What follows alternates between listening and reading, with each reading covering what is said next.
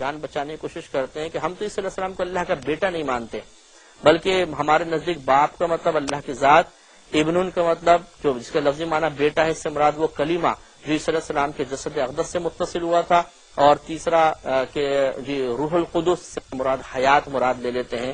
لیکن یہ بعض لوگوں کا یقیناً نظریہ تھا، بعض کا یہ بھی نظریہ تھا کہ وہ اللہ تعالیٰ کو بھی الہ مانتے تھے، عیسی علیہ السلام کو اللہ الہ مانتے تھے، اور بی بی مریم رضی اللہ تعالی عنہا کو بھی الہ تصور کیا کرتے تھے۔ خلاصہ کلام ہوا کہ شرک کی ایک صورت یہ ہے کہ اللہ تعالیٰ کے علاوہ کسی کو الہ مانا جائے۔ یہاں پر جو دوسرا یہ نظریہ بیان کیا گیا، اس کی روشنی میں اگرچہ شرک کا ارتکاب نہیں ہوتا کہ یہاں اللہ تعالیٰ کی ذات کو ابن یعنی باپ سے تعبیر کیا گیا، کلیمے کو ابن بیٹے سے تعبیر کیا گیا، اور روح القدس سے مراد حیات مراد لی گئی، زندگی مراد لی گئی، اور ان تینوں کے مجموعے کو کہتے ہیں کہ یہ الہ ایک الہ یعنی اللہ تعالیٰ۔ تو شرک ارتکاب اس قول سے نہیں ہو رہا ہے، اگرچہ یہ قول یہ بھی باطل ہے، پہلے والے جو تفسیر ہے یا قول ہے اس کے لحاظ سے شرک کا ارتکاب ثابت ہوا۔ سورہ نازعات آیت نمبر 24 میں فرعون کا یہ دعویٰ بھی اسی شرک فی ذات کو ثابت کرتا ہے۔ فقالا، تو اس نے کہا، انا ربکم الاعلی، میں تمہارا اعلی رب ہوں، بڑا رب ہوں۔ اس نے بھی الہ ہونے کا دعویٰ کیا تھا، اگرچہ بہت سے لوگ اس کو لائق عبادت نہیں مانتے تھے، لیکن الہ تصور کر لیا کرتے تھے۔ تو یہ شرک فی ذات کی پہلی صورت کا بیان ہے۔ دوسرا ہے کہ اللہ تعالیٰ کے علاوہ غیر اللہ کو عبادت کے لائق سمجھنا، یہ بھی شرک ہے، اور یہ آج دنیا میں بھی بکثرت ہو رہا ہے۔ سورہ عنکبوت آیت نے ارشاد فرمایا کہ انما تعبدون من دون اللہ اوثانا، محض تم عبادت کرتے ہو اللہ تعالیٰ کے علاوہ بتوں کی، وتخلقون افکا، اور تم جھوٹ گھڑتے ہو، ان الذین تعبدون من دون اللہ، بے شک وہ جو جن کی تم عبادت کرتے ہو اللہ تعالیٰ کے علاوہ، لا یملکون لکم رزقا، وہ تمہارے لیے کسی رزق کے مالک نہیں ہیں، فابتغوا عند اللہ الرزق، تو تم اللہ تعالیٰ کے پاس ہی رزق کو تلاش کرو، اسی سے رجوع کرو، وَاعْبُدُوهُ، اور تم اس کی عبادت کرو، وَاشْكُرُوا لَهُ، اور اس کا شکر ادا کرو، الیہ ترجعون، اسی کی طرف تم لوٹائے جاؤ گے۔ تو گویا کہ بعض لوگ ایسے بھی ہیں، خود قرآن سے ثابت ہوا کہ پچھلے دور میں بھی ایسے لوگ رہے ہیں جنہوں نے اللہ تعالیٰ کے علاوہ اور چیزوں کو اپنا معبود بنایا اور باقاعدہ ان کی عبادت کی۔ یہ بھی شرک ذات سے تعلق رکھتا ہے۔ تیسرا، کسی کو اللہ کے مثل واجب الوجود سمجھنا، اس کی وضاحت ہم پہلے بھی کر چکے تھے کہ واجب الوجود کا مطلب ہوتا ہے کہ جیسے اللہ تبارک و تعالی بغیر کسی سبب اور ذریعے کے موجود ہے، اس کی موجودگی کی کوئی علت نہیں ہے، کوئی چیز سبب نہیں بنی، کسی ذات نے اس کو پیدا نہیں کیا۔ اگر کوئی اسی طرح اللہ تعالی کے علاوہ کسی چیز کے بارے میں نظریہ یا عقیدہ رکھے گا تو بھی کافر اور مشرک ہوگا، اور وہ شرک ذات کا مرتکب ہوگا۔ چنانچہ بعض حضرات یہ کہتے ہیں کہ اس کائنات کو کسی نے نہیں بنایا، کوئی اس کا خالق و مالک نہیں، وہ اللہ کے وجود کا ہی انکار کرتے ہیں۔ بعض کمیونسٹ حضرات کا بھی بالکل ایسا ہی عقیدہ اور نظریہ ہوتا ہے، تو وہ یہ کہتے ہیں کہ کائنات بس یہ اتفاقی طور پر یہ ہمیشہ سے ہی ہے، اور اس میں تغیر و تبدل ہے، اتفاقی طور پہ ہوتا چلا جا رہا ہے، اسے کسی نے پیدا نہیں کیا، ہمیشہ سے ہے، اور اسی طرح نظام چلتا رہے گا اور چل رہا ہے۔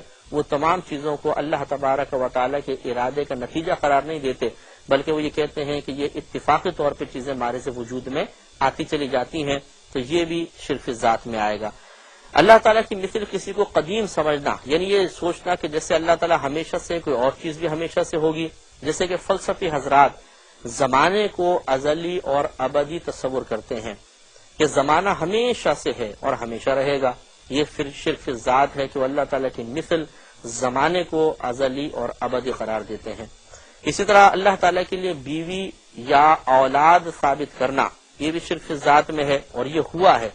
سورہ انعام آیت نمبر 100 اور 101 میں، دو آیتوں میں اس کا بیان ہے۔ اللہ تعالیٰ فرماتا ہے وَجَعَلُوا لِلَّهِ شُرَكَاءَ الْجِنَّ، انہوں نے اللہ تبارک و تعالیٰ کے لیے شرکاء، جنوں میں سے شرکاء مقرر کر دیے، یا جنوں کو اللہ کا شریک ٹھہرا دیا۔ وَخَلَقَهُمْ، حالانکہ اللہ تبارک و تعالیٰ نے ان جنوں کو پیدا کیا ہے۔ وَخَرَقُوا لَهُ بَنِينَ وَبَنَاتٍ بِغَيْرِ عِلْمٍ، اور انہوں نے گھڑ لیے، بنا لیے اللہ تبارک و تعالیٰ کے لیے بیٹے اور بیٹیاں بغیر کسی علم کے، یعنی جہالت میں اللہ کے لیے بیٹے بھی ثابت کر دیے، بیٹیاں ثابت کر دیں۔ سبحانہ و تعالی عما یصفون، اللہ تعالیٰ کو پاکی ہے اور وہ بلند و بالا ہے ان تمام باتوں سے جو وہ اللہ کے بارے میں کہتے ہیں۔ بدیع السماوات والارض، آسمانوں اور زمین کو بغیر کسی نمونے کے پیدا فرمانے والا ہے۔ ان یکون لہ ولد، کہاں سے ہوگا اللہ تعالیٰ کے لیے بچہ، ولم تکن لہ صاحبۃ، حالانکہ نہیں ہے اس کے لیے کوئی بیوی، یعنی جب اللہ تعالیٰ کے لیے کوئی بیوی نہیں ہے بچہ کیسے ہوگا، اس کی کوئی شریک حیات ہو ہی نہیں سکتی ہے، اس کی اولاد نہیں ہو سکتی ہے۔ وخلق کل شیء، اور پیدا کیا ہے اس نے ہر شے کو۔ یہ دعویٰ ہے، یہ دلیل ہے گویا کہ اس بات پر کہ تمہارا دعویٰ غلط ہے۔ جو باپ ہوتا ہے اپنے بچے کو بناتا نہیں ہے، ہاں وہ بچے کے پیدائش کا سبب بنتا ہے، لہذا اللہ تعالیٰ تو تمام چیزوں کا خالق ہے، تو کیسے وہ اپنی اولاد کو خود تخلیق فرمائے گا، ایسا نہیں ہو سکتا۔ وَهُوَ بِكُلِّ شَيْءٍ عَلِيمٌ، اور وہ ہر شے کا جاننے والا ہے۔ تو یہ ایک دلیل ہے اس بات پر کہ اللہ تعالیٰ کے لیے بیوی اور اولاد کا ثابت کرنا یہ بھی غلط ہے اور شرک ذات میں داخل ہے، اور اللہ تبارک و تعالیٰ نے اس کا انکار فرمایا۔ سورۃ توبہ آیت نمبر 30 میں بھی اس کا رد کیا گیا۔ اللہ تعالیٰ فرماتا ہے وَقَالَتِ الْيَهُودُ عُزَيْرٌ ابْنُ اللَّهِ، کہ یہود نے کہا کہ عزیر اللہ کے بیٹے ہیں۔ وَقَالَتِ النَّصَارَى، اور عیسائیوں نے کہا المسیح ابن اللہ، مسیح اللہ کے بیٹے ہیں عیسیٰ علیہ السلام۔ ذَلِكَ قَوْلُهُمْ بِأَفْوَاهِهِمْ، یہ ان کی منہ کی گھڑی ہوئی باتیں ہیں، یہ افواہیں ہیں۔ يُضَاهِئُونَ قَوْلَ الَّذِينَ كَفَرُوا مِنْ قَبْلُ، یہ اسی قول کو بڑھاتے ہیں، وہ جو ان لوگوں کے قول کو جو ان سے پہلے کافر ہوئے۔ قَاتَلَهُمُ اللَّهُ أَنَّ يُؤْفَكُونَ، انہیں اللہ تعالیٰ ہلاک فرما دے کہ کہاں یہ اوندھے منہ گرتے چلے جا رہے ہیں۔ تو گویا کہ یہود حضرات کے دعویٰ ہے کہ عزیر علیہ السلام اللہ کے بیٹے ہیں، اسے بھی اللہ نے شرک قرار دیا، اور بعض حضرات کا دعویٰ ہے کہ عیسیٰ علیہ السلام اللہ کے بیٹے ہیں، یہ بھی شرک ذات میں داخل ہے۔ تو لہٰذا اس سے بھی ہمیں اجتناب کرنا ہوگا۔ انشاءاللہ اس پر سلسلہ کلام جاری رہے گا، لیکن اگلے پروگرامز میں وآخر دعوانا ان الحمدللہ رب العالمین۔